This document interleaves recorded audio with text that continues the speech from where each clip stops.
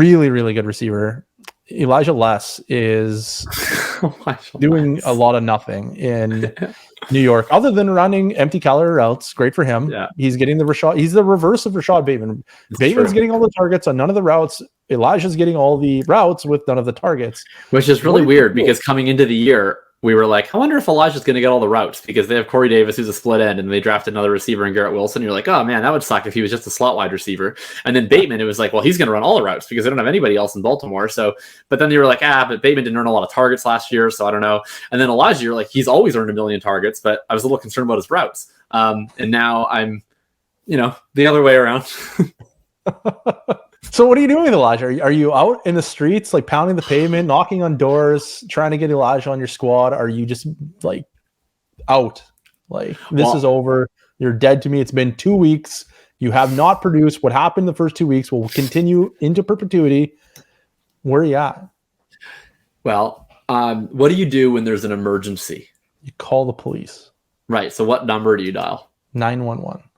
Right. So on Elijah Moore's routes, he has a yards per route run of 0.911. That feels prophetic. It's settled. Right. It's an emergency. So that's concerning.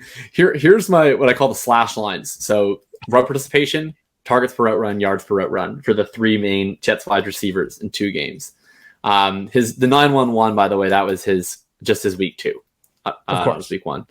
So in across both games, we have Elijah Moore leading in routes, 92% of the routes. So 0.92 route participation, 0.12 targets per route run. That's like what Donovan Peoples-Jones gets in an average season. So that's really bad. 0.90 yards per route run. That is egregious. Tiny sample, but if that was what he did over the season, we would be like, oh, that's one of the worst wide receivers in football. It's that bad of a number. Garrett Wilson, 0.66 route participation, so 2/3. 0.31 targets per route run, absolutely elite. 2.31 yards per route run. That's absolutely phenomenal. Historically, over 2 yards per route run for a rookie is one of those kind of magic number type of signals.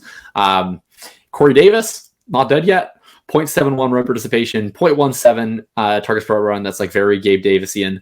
And then 2.08 yards per route run. So actually, he's literally Corey Davis is doing the Gabe Davis stat line of the lot of routes, not a lot of targets, a lot of efficiency. Corey Davis, Gabe Davis, every Davis. The wide open 50-yard touchdown, right in Gabe's wheelhouse. Exactly, he's great at those. So anyway, yeah, I mean, I think it's obviously going to get better than that for Elijah Moore. Priors matter. Here's where I'm at with Elijah Moore. All he did at Ole Miss was earn targets. Then in rookie year, he came out, he earned a bunch of targets. I'm pretty sure that he can earn targets. So I don't think that a 2-game sample, albeit the Jets have had more pass routes than any other team. So their 2-game sample is double some other team's sample. The Panthers, I think, have had almost half the attempted throws, targeted throws that the Jets have. Well, that makes sense because when you have Joe Flacco, you simply must unleash him. Right. Yeah. It's of course you must unleash him. They have it's 109 pass route sample that we're talking about with the Jets. So that's not nothing. It's what most teams would be 3 games. Really bad. But it's still just a 2-game sample. And I do think there's at least something to the fact that Elijah Moore, Corey Davis were working all off season alongside Braxton Berrios with Zach Wilson. Garrett Wilson was Joe Flacco's number 1 wide receiver on the second team all through camp, right? And the people he was going up against were Denzel Mims, and I don't know, Jeff Smith. Is he still on the team? I'm not even sure if he's still on the team. But is Denzel Mims even still on the team? He actually is. They refuse to trade him at this point. They've taken him hostage. I think we need to take a sidebar here because I have not updated the rankings for Denzel Mims for a long time.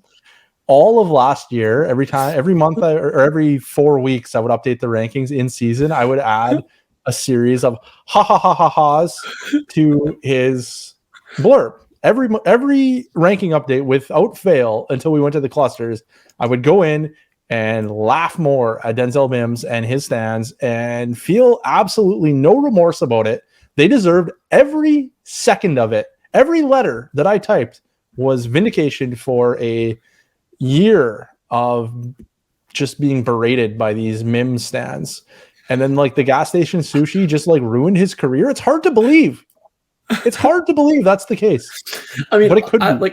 I don't want to defend Denzel Mims because he's clearly terrible, but it is like honestly a little bit cruel that the Jets like refuse to just release this man and yet never make him active on game days. Like, what purpose does he serve? Like, just cut him. Like, he's been begging to be cut for a year and a half, and they refuse to play him and refuse to cut him. It's honestly like it should be a criminal offense. It's because they're trying to motivate everyone else by like this example. They're like, look, this could be you. Elijah Moore, you better earn some friggin' targets, or this is going to be you. A year from now, you're going to be begging us to trade you, and we won't do it. So get out there and earn some targets from Joe Elite Flacco.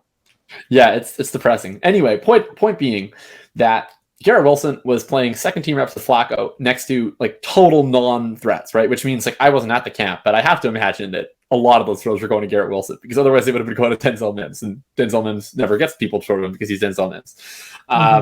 So I think there's like something to that. That being said, like to me, that's more of like an Elijah hope than it is a Wilson knock. Like I don't care what kind of chemistry you have with any quarterback. If you walk in as a rookie, early declared rookie, and you earn over 30% targets per route run on a 72 route sample in your first 2 NFL games, like that's big boy table, right? Like that's awesome. So I'm not using that to diminish him. It's purely just with Elijah. I guess like my take on it is that, you know, we had a very big discussion in the Discord about who would you rather have in Dynasty, Elijah Moore or Garrett Wilson in the offseason, right? And you went the beta route. You said, I'll take Elijah Moore. And I, like a true alpha, I laid it on the line. I said, give me Garrett Wilson. Give me the value upside of the first round pick. And that's where I'm at right now. I think that Garrett Wilson at this point is somewhere between really good and elite. I'm not really sure yet where he falls in that spectrum, but somewhere in there. The fact that he instantly alphaed Elijah Moore tells me that Elijah Moore is not inevitable. Elijah Moore is probably really good and maybe just good. And so he's a guy that I definitely am open to buying if he ever dips in price, because I always want to buy good players when they dip in price. But he's no longer like an untouchable guy, where if I could use Elijah Moore to accomplish things that I need to do with my team at more important positions, I'm okay giving him up.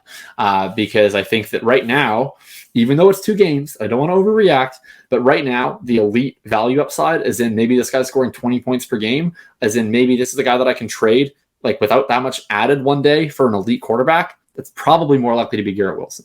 Oh, for sure. I think at this point it's easily Garrett Wilson over Elijah Moore. I think Garrett Wilson has moved kind of into the Drake London zone for me at this point, which is saying a lot because I was pretty high on Drake London. He's maybe not quite at Drake London level, but he's damn close, I would say. Yeah, I agree with you. I was asked the same question because I wrote this like raving thread about Garrett Wilson, and I didn't write as like glowingly about Drake London, mostly because everybody I thought kind of already like knew how I felt about Drake London. So I just felt like I didn't need to as much. I think that like relative to London, Wilson has gained more ground, but I still think that they've been like equally impressive. Maybe Wilson's slightly more impressive just because I think the Jets have more competent players around him, whereas like Bryan Edwards and Olamide Zaccheaus are the other receivers in Atlanta. But let's slow down for a second, because Garrett Wilson is out here alphaing Elijah Moore and Corey Davis. Meanwhile, Drake London is alphaing Kyle Pitts. Right. What do you always say? Two's company, three's a crowd. Yeah. Like Atlanta does not have a crowd. They have a Bryan Edwards. And what's amazing about that is that Drake London has made it a one-man show.